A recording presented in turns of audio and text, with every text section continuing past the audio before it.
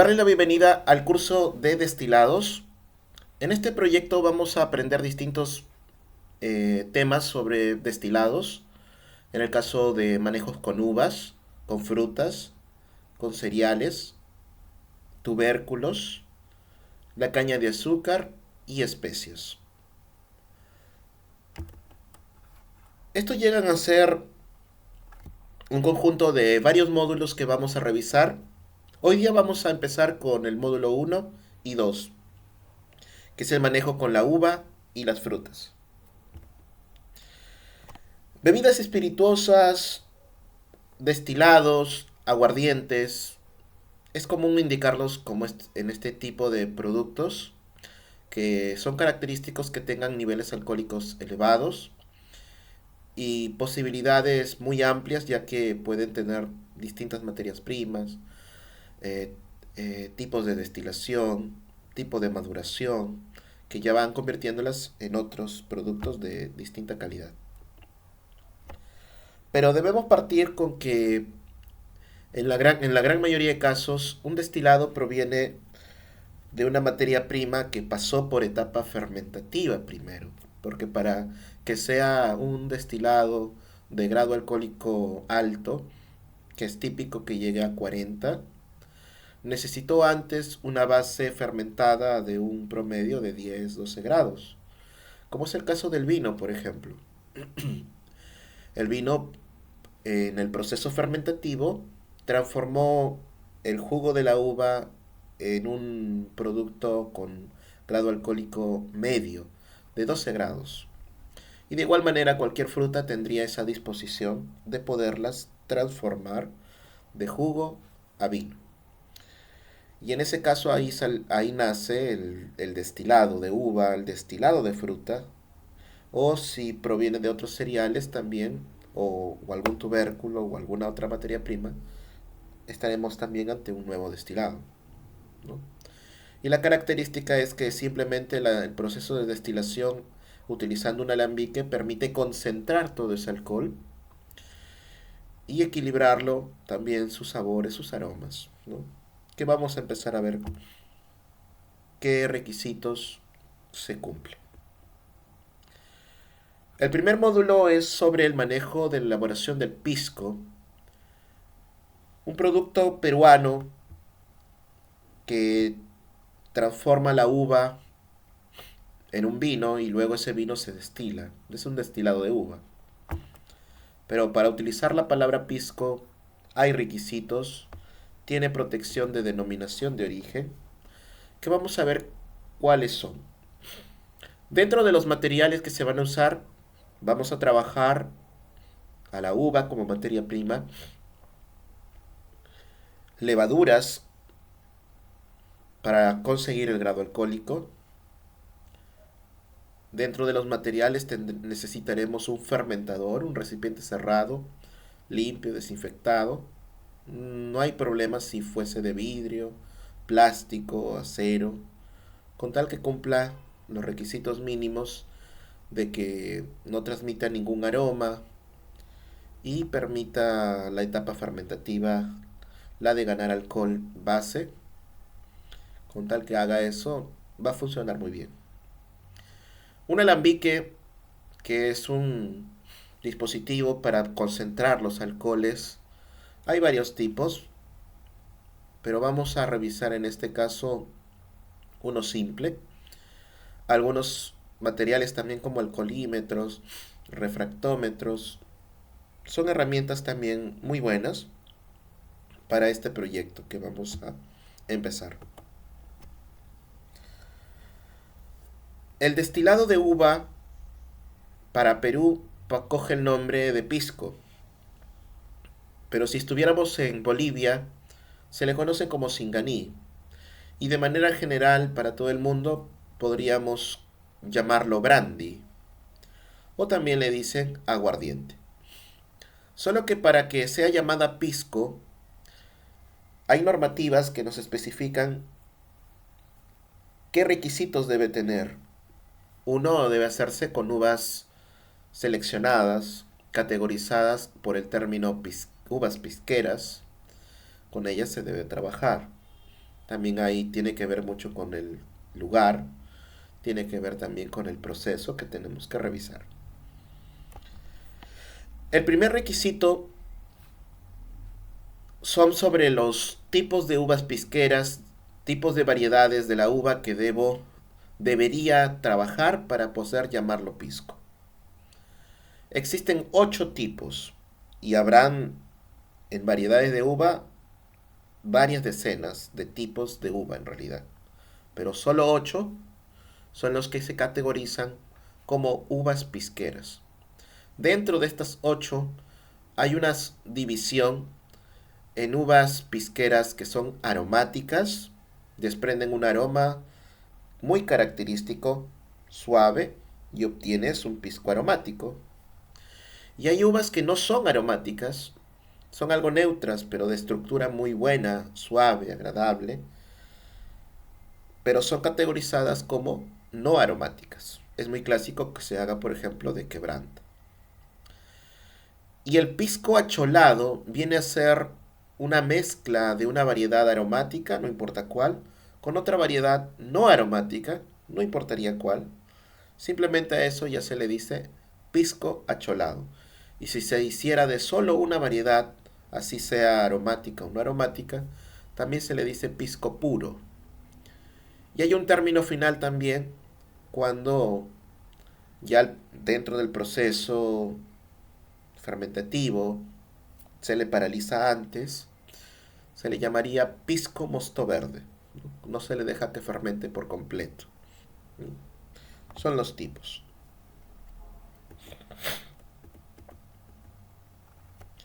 El segundo requisito son las zonas productoras. En el Perú existen 5 regiones que pueden considerarse, digamos, productoras del pisco. A pesar que estemos dentro de Perú, por ejemplo, en el norte, y es mi caso justamente porque yo estoy, por ejemplo, en Trujillo, que es al norte de Lima, y hay más regiones todavía, Piura, ¿no? En esos casos, a pesar que estés dentro de Perú, no puedes utilizar el nombre pisco, aunque utilices la misma variedad. Pero de Lima, que es la capital, hacia el sur, en la región de Ica, Arequipa, Moquegua y Tacna, sí se puede. No hay problema.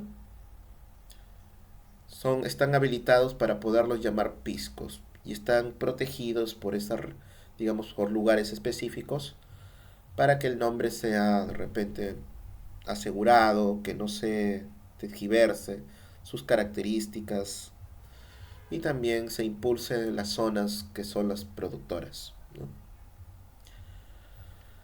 En el caso de Bolivia, el Singaní, que se hace con variedades de Moscatel Alejandría,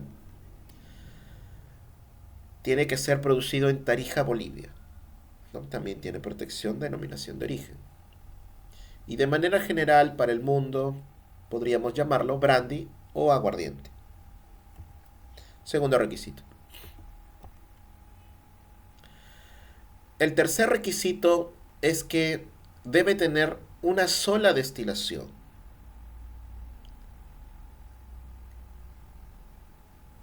La destilación en el vino, mire, o en el fermento que vamos a obtener, pasará por el alambique por única vez, quedando todavía remanentes de aromas, de sabor, ¿no?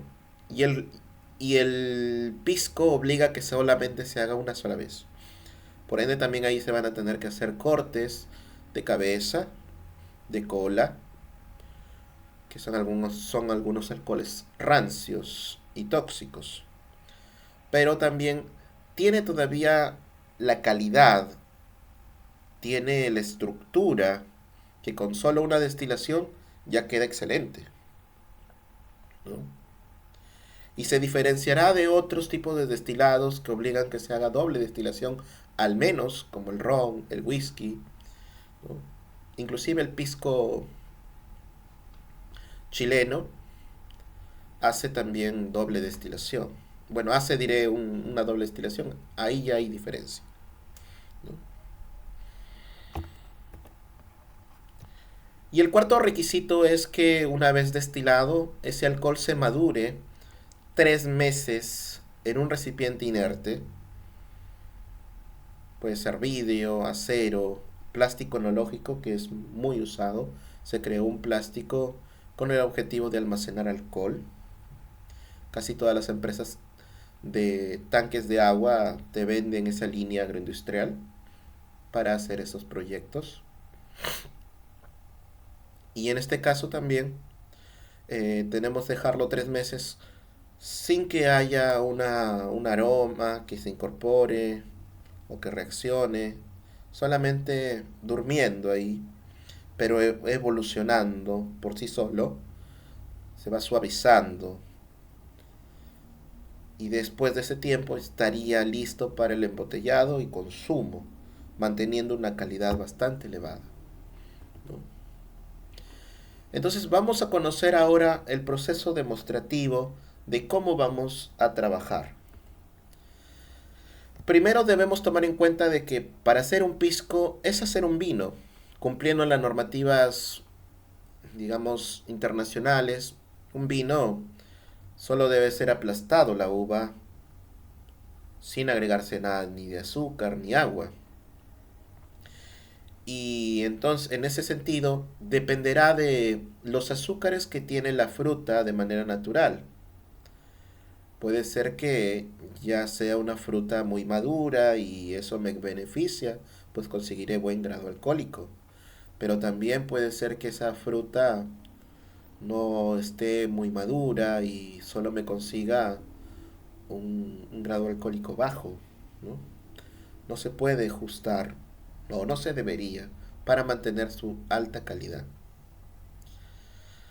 En este caso, vamos a hacer el ejemplo de que 5 kilogramos van a ser procesados y lo primero que tendríamos que hacer es seleccionarlo, verificar que el racimo pues esté sano, las bayas de uva si estuviesen algo podridas, machucadas o también rayadas,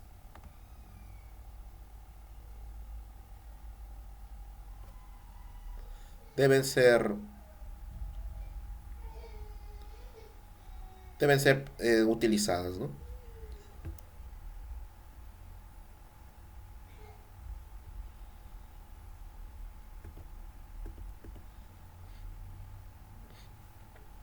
Disculpen. En este caso, para el siguiente proceso, una vez que ya hemos obtenido nuestras uvas, los hemos lo que se ha hecho se ha desgranado, quedándote con separando la parte del raspón, o también llamado mm, esqueleto, o palillos, también le dicen. Para eso, lo que se va a hacer, por ejemplo, de un racimo, Bueno, de un racimo que viene a ser todo la estructura de la uva, unido también ya con sus bayas, vamos a desgranarlo para retirar este raspón, que cuando se procesa, si se llegara a aplastar, podrían aportar sustancias amargas, dureza que no debería tener en mi producto. Por eso es necesario separarlo. E inclusive también la cáscara y la pepa de la uva llega a tener ese cierto amargor y por eso deben ser manejadas suavemente en aplastamientos que no sean, digamos, tan, digamos, fuertes para que los puedan romper y en especial la pepa pueda transmitir algún amargor.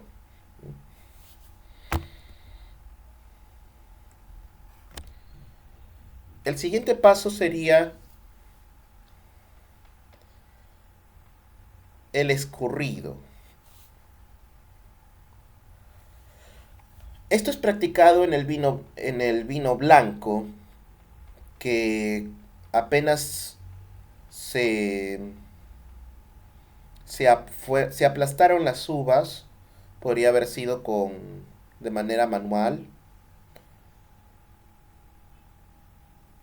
o una trituradora, pero licuados no. Ahora debes escurrir para sacar todo el jugo. Estas uvas pisqueras generalmente tienen una cáscara bastante, eh, digamos, delgada, permitiéndote obtener un 70% del peso en jugo, aproximadamente.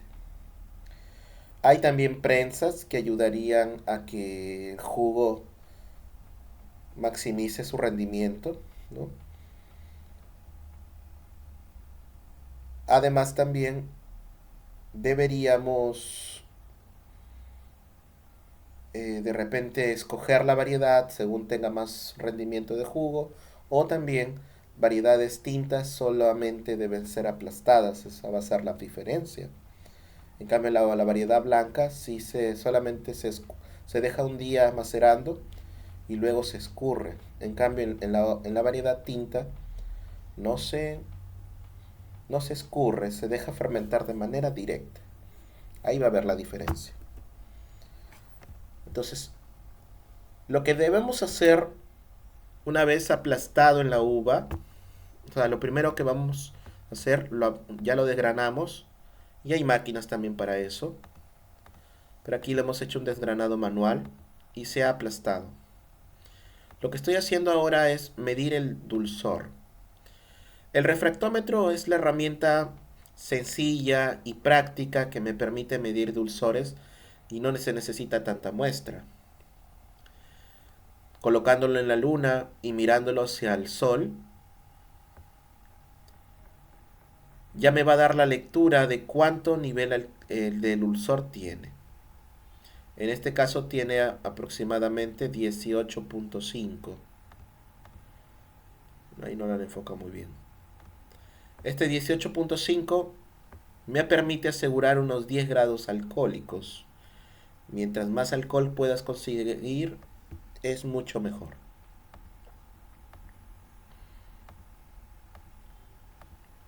También puedo tomar lectura del otro, de la uva tinta.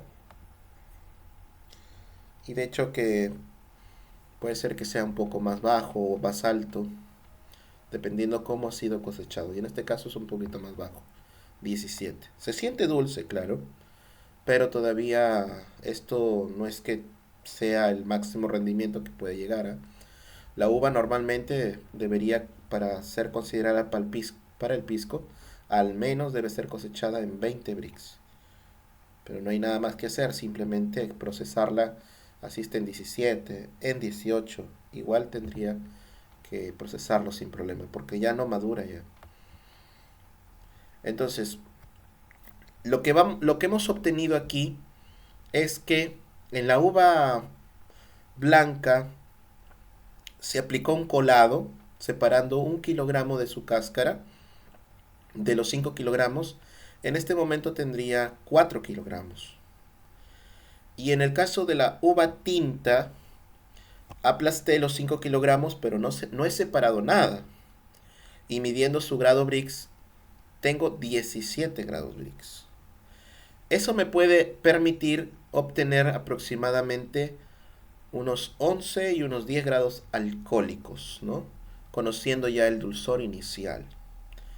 Aplicando una fórmula que me da esa aproximación, cuando este dato de Brix es el porcentaje de azúcar, es tu dulzor inicial. Y cuando llega a finalizar el proceso fermentativo es muy seguro que baje hasta 6, ¿no? Y después de ahí nada más se paraliza. Lo que hago es una diferencia y lo multiplico por un factor fijo, que no lo va a cambiar, 0.9. Y ya con eso podríamos saber cuánto nivel alcohólico puede aportar mi producto, ¿no? Entonces, La uva tinta me puede aportar hasta 10 grados de alcohol como máximo, más no da. Y la uva blanca me puede aportar un grado alcohólico de 11. Es el nivel máximo, más no me da. No se agrega agua, no se agrega azúcar, simplemente lo que le faltaría sería incorporar levadura, ¿no? La levadura tiene que ser activada para poderla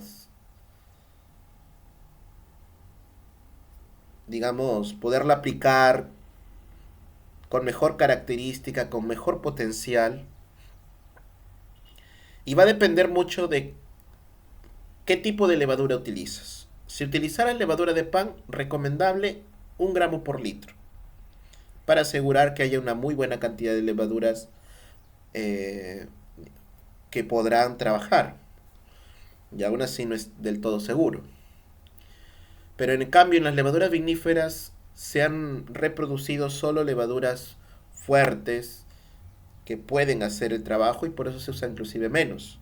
Medio gramo, 0.3 gramos por litro, que es lo normal, ¿no? En este ejemplo en un proyecto de 20 litros, por ejemplo, se usarían 20 gramos de levadura de pan. Y se activa siempre en una relación por 10, 200 mililitros de agua tibia a 35 grados centígrados. Luego se espera 20-30 minutos, se va a alzar. Es indicativo de que ya está activo. Y si no se alzara, también es indicativo de que este producto puede ser, esta levadura ha perdido vitalidad o se ha vencido o algo ha pasado que no va a funcionar inclusive. Ya es un indicativo de que no sería bueno agregarlo. Usar uno nuevo, un empaque cerrado nuevo, me aseguraría un proyecto bueno, ¿no? Entonces lo que se va a hacer aquí, una vez ya activo, es agregarlo directamente.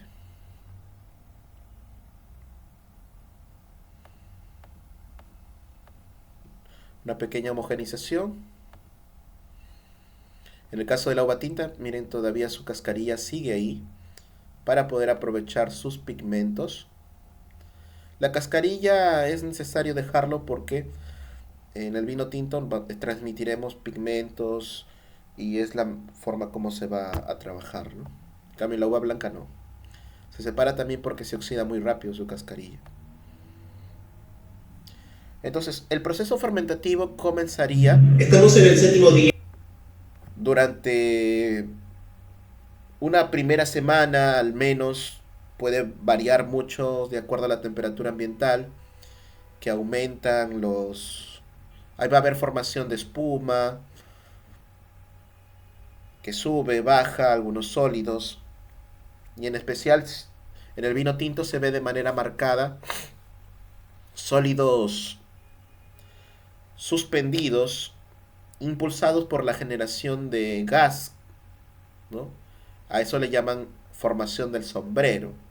Pero ese sombrero tiene que ser hundido como periódicamente cada día que avance para que pueda ser, diré, para poder interactuar mejor con con sus cascarillas, transmita mejor su color. Pero a la primera semana es recomendable ya retirarlo, ya que de esa manera mantendremos un medio sin que se desmorone, un producto bastante limpio, que se clarificará después muy bien. Y ya cumplió el trabajo ya. Ya podemos ver gran parte de las cascarillas que ha perdido coloración, todavía están firmes, que eso es lo que buscamos, ¿no?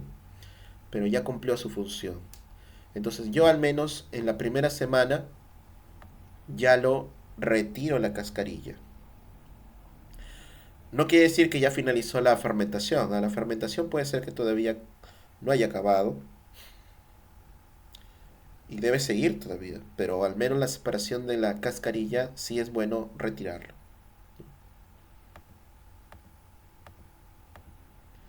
Entonces ahí dejamos que escurra y todo el líquido que tenemos va a quedar en la parte inferior. Esta cascarilla puede ser escurrida, está firme por el hecho de que no ha habido licuados, así que un aplastamiento leve puede ayudarme a seguir jalando, seguir extrayendo un poco más de jugosidad, tener un poquito más de rendimiento, ¿no? Pero no es un prensado tan fuerte tampoco como para romper a la pepa. El proceso fermentativo generalmente duraría 2 semanas. La primera semana, quizás si es que hay sólidos, lo separo. Pero la siguiente semana será determinante ya dejarlo en un ambiente cerrado herméticamente con su trampa para poder finalizar que llegue a los 6 o 7 grados Brix, donde conseguiría el máximo nivel alcohólico posible según el grado, el dulzor inicial que se tuviera, ¿no? Finalizando el proceso debe Siguiente proceso. hacerse un trasvase a un nuevo recipiente. El trasvase tiene que hacerse, digamos, sí o sí para separar los fangos, los sólidos asentados. Hay varias opciones de hacerlo manualmente, en procesos pequeños. Se puede hacer un trasvase por diferencia de altura, sin la necesidad de una bomba. Ahora, teniendo una bombita de trasvase que succione el líquido es muy bueno. Si ya tenemos volúmenes medianos y ya ni siquiera necesitaríamos esta diferencia de alturas. Pero vamos a ver aquí. Con una manguera de 1,5 metros genera una pequeña succión y mi otro envase donde lo voy a trasvasar lo tengo a una altura menor. Lo he puesto ahí en una silla. Y por esa diferencia y la succión que se dio, la presión sigue permitiendo de que siga succionando sin la necesidad de una bomba. Vas inclinando ahí el depósito y la idea es tratar de succionar, de que vaya succionando solamente la parte líquida, ¿no? Y a medida que se vaya juntando los sólidos antes de que los succiones, simplemente la manguerita lo levantas. Pues, ¿qué conseguiste con eso? Un producto ya mucho más limpio, sin la necesidad de colar. E inclusive el colador no te da un buen trabajo porque estos sólidos son fangosos, ¿no? A partir de este momento, mi producto ya pasa a llamarse fermento o vino base también le dicen, ¿no? Tú puedes decidir qué proyecto hagas. Si este vino base sigues el proceso de vinificación, lo que faltaría es agregar clarificantes y madurarlo hasta que quede completamente translúcido para que ya sea embotellado. Ese es un vino. Si después del vino ya clarificado, ¿no?, lo envaso y permito que nuevamente se fermente, ese es un champán, ¿no? Que sería, o sea, después de ese proceso, nada más de hacer vino. Y si, por ejemplo, a este fermento le hago un ingreso de aire y bacterias, se convierte en vinagre. Y un vinagre de alta gama, donde mucho se da referencia al vinagre balsámico, que es hecho de vino de uva, que es una de las calidades más altas de vinagre que existen, y caro. Pero nosotros vamos a hacer un proyecto de destilación para llamarlo pisco o brandy, ¿no?, que es nuestra siguiente parte. En el capítulo 2 lo que vamos a hacer es que para la obtención del pisco ya usaremos nuestro alambique. Hay que conocer los tipos que vamos a trabajar. Un Bueno, alambique clásico de cobre ha sido muy usado porque el material permite transmitir calor, tiene un beneficio de jalar algunos aromas desagradables y además por ser de metal manipulas también enfriamientos algo más rápidos, calentamientos y enfriamientos, que es el proceso también de la propia destilación requiere eso. Hay de ceros, pero demorará un poco más calentarse, como también demorará un poco menos en enfriarse. Luego, no es que no se pueda usar de otros materiales, la idea es que no transmita tampoco ningún aroma ni sabor distintivo, ¿no? Este es de un alambique de cobre, pero de 100 litros de capacidad. Vamos viendo sus partes. La primera se le llama la tolva, donde se almacenará todo el vino base. Tiene una capacidad, al menos este, de 100 litros. Hay pequeños, desde 5 litros he visto, igualitos. Esta parte es llamada capitel. Tiene, se asemeja como una cebolla, también que dicen cabezal de cebolla, tipo cebolla. Esa parte va a quedar vacía y es donde se van a acumular todos los alcoholes y luego va anexada a esta tubería que va haciéndose un poquito más fina a medida que avanza. Se le dice cuello de cisne, ¿no? Esa va a ir unida a la parte superior del alambique y la parte final del alambique va a ir unida a la zona de enfriamiento. Este es un serpentín que se ha instalado dentro de un depósito. Ese depósito se va a llenar de agua, pero la tubería donde va a pasar el alcohol es algo interna, nunca entra en contacto directo con el agua. El agua lo que me va a servir es enfriar nada más. El enfri lo que sucede es que el proceso de destilación hace que el alcohol se convierta en gas caliente y el agua fría hace que se enfríe nuevamente y precipita y de esa manera obtengo el alcohol. Es un proceso bastante simple. Aquí debemos verlo, miren. Primero lo vertiremos del alambique, lo cerraremos el sistema y tendremos que ir calentándolo y cuando empiece a una temperatura de entre 60 a 70 empieza ya a evaporarse poco a poco los alcoholes y a medida que se vaya calentando seguirán extrayéndose todos los alcoholes del todo, ¿no? Debemos llevarlo hasta unos 95 grados centígrados porque queremos que se separe en especial todo el alcohol posible y que no haya evaporaciones de agua en especial, ¿no? O sea, sí va a haber, pero de manera mínima. No llegar a los 100 grados, que teóricamente ya se estaría evaporando el propio agua, ¿no? Y no estaríamos separando nada.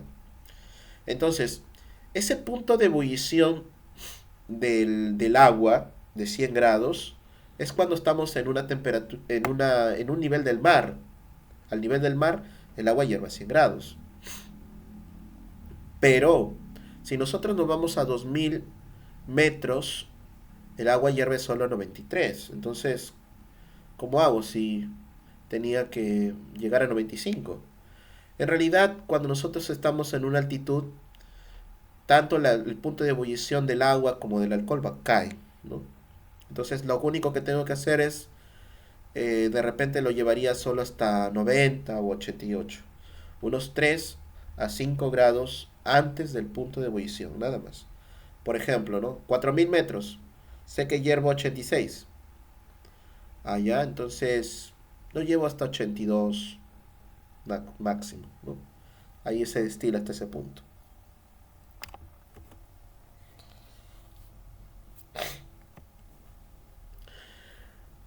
Es necesario estos calentamientos porque dentro del producto hay todo tipo de alcoholes. Hay el etanol, que es el principal, pero también hay otros alcoholes que están ahí unidos, como el metanol, el propanol, que van a estar ahí mezclados, pero hay maneras de separarlos y por eso es que la temperatura va a ir aumentando periódicamente con la disposición de poderlos separar.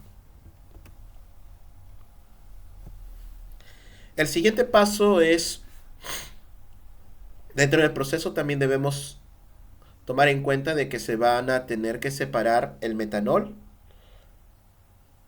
que es llamado cabeza, e isobutanol o propanol, que también que es llamado cola. y quedándome solamente con la parte llamada cuerpo, que es la parte comestible, que es la parte bebible en mi producto, ¿no? Pero vamos viéndolo aquí. La fa- el siguiente fase de recepción. Ya tenemos aquí el producto, ya estamos recepcionando alcohol, son los primeros chorritos que están cayendo. Cae así de manera constante. Y ya podríamos ir monitoreando cómo va su grado alcohólico. En este caso se está tomando lectura con un alcoholímetro Gay-Lussac. Este puede medir de 0 a 100 y hay otros más específicos. Este viene a ser un instrumento de flotación, ¿no? Flotación que me permite saber en la parte donde flota qué grado alcohólico ha conseguido. Entonces verifico aquí, puedo ver que el alcohol ya está entre 70 y 60, está en como 65 aproximadamente, ¿no? Son los primeros chorritos, caen así, bien concentrados. Y eso no se va a mantener, ¿eh? Va a ir avanzando la destilación y va cayendo un poco a 60, a 50, a 40, a 30, a 20, a 10. Y cuando ya llega a cero, el proceso también ha finalizado, ha extraído por completo todo el alcohol posible, ¿no? Pero aquí lo Y que este debemos tomar en análisis, cuenta es que de todo ese alcohol que se tiene, va a haber una parte que tiene que ser separada, y en especial la parte inicial y la parte final. Los primeros alcoholes que caen son llamados alcoholes de cabeza o metanol, que son alcoholes tóxicos. Hay una regla general de poder separar al menos el 0.5% o al 1% del volumen original. El volumen de destilación que se ha puesto aquí son 100 litros. Medio por ciento es medio litro. El primer medio litro que haya caído, midiéndolo ahí con una jarrita, lo separo. Eso lo podré utilizar todavía para una redestilación y hacer unos aguardientes, aprovecharlos todavía, pero como pisco no se utiliza, ¿no? Aquí lo que están haciendo es ya en la jarrita tienen la llamada cabeza, han hecho cortes y y en el otro envase grande de 20 litros se está recepcionando ahora el cuerpo. El proceso sigue, ¿no? Yo tengo que hacer los cortes para poder asegurarme de separaciones de estos alcoholes tóxicos y rancios. Y por ejemplo, ahora voy a usar otro instrumento llamado refractómetro de alcohol, que también necesita unas gotitas, y se puede verificar hacia la luz del sol cuánto nivel alcohólico ha conseguido. Hasta el momento que antes empezó en 65, ahora está ya en 61, ¿no? Donde marca la diferencia de colores, es la lectura, y va a ir cayendo, ¿eh? Aquí tenemos, por ejemplo, este comportamiento. A estos separaciones pasan a llamarse cortes, ¿no? Esta separación de medio litro es necesario. Podemos, bueno, no es que el alcohol tenga un color, pero más o menos viendo esta gráfica, vamos a considerar como que si el metanol fuese color azul, ¿no? Podemos ver que al inicio apenas cae el primer chorrito, hay muchísima cantidad de metanol. Y llega un punto donde la cantidad de metanol es muy bajita y aún así sigue separándose. Y puede ser que quede algún rezago en el cuerpo, pero aún así inclusive es permisible. Y el cuerpo sería la parte celeste, ¿no? Que es toda la parte de alcohol etílico. Y llegará un punto también cuando avance ya la destilación, donde aparecen otros alcoholes que no son tóxicos, pero son rancios. Le hacen bajar la calidad. Y cada vez van apareciendo con mayor fuerza. Es también donde se van a hacer el corte de cola, ¿no? Y esto sucede dentro de la lectura entre los 30 y 20 grados centígrados. En ese rango tiene que ser realizado el corte y se puede saber porque aparece un aroma muy fétido, desagradable, herbáceo, metálico. Entonces, inmediatamente, cuando tengas esas características, ya debes hacer corte.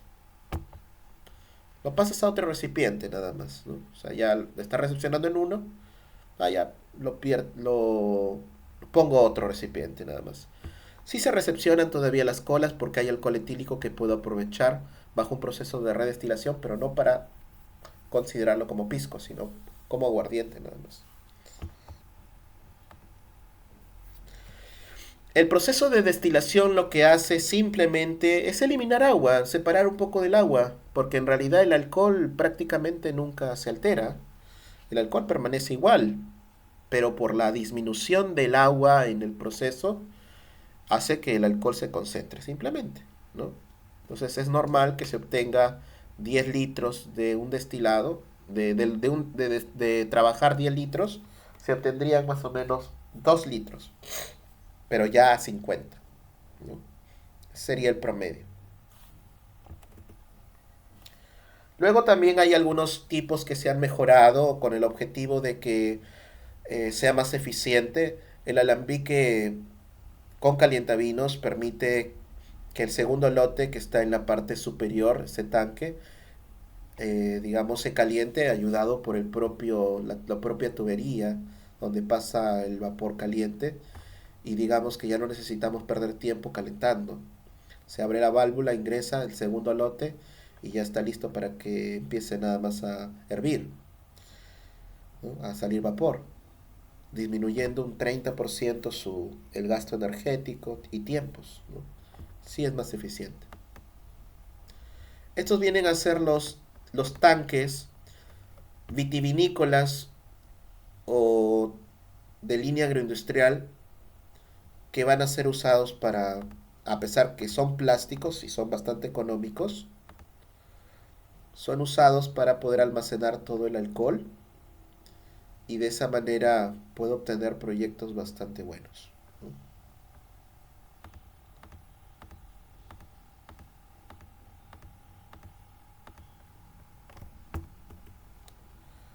Finalmente pasaremos a la fase del embotellado, donde debemos cuidar que nada más no tengamos polvillo, microorganismos es imposible que puedan vivir. El pisco obtenido de vino tinto, vino rojo, vino blanco, igual quedaría incoloro, ¿no? Pero transmitiendo su estructura, su sabor, su aroma, que quedaría en el producto. Tiene potencial de evolución, no tiene fecha de caducidad, no hay sólidos y el grado alcohólico que tiene es tan alto que es imposible que ningún microorganismo viva, ¿no? Entonces una vez embotellado, se puede guardar el tiempo que gustes, ¿no? Cada vez se va a volver más suave, más agradable. Y por eso también le ponen la referencia de madurarlo 3 meses en un recipiente inerte, para ya recién sacarlo al mercado. Colocarle algún tapón, colocarle alguna chapa, es posible, no hay ningún impedimento. Pero esto llegan a ser, partiendo de la estructura propia del fermento, llega a ser productos caros, ¿eh? Que podemos sacarle ya un buen provecho. Y esto sería con respecto al módulo 1 del proceso de destilados.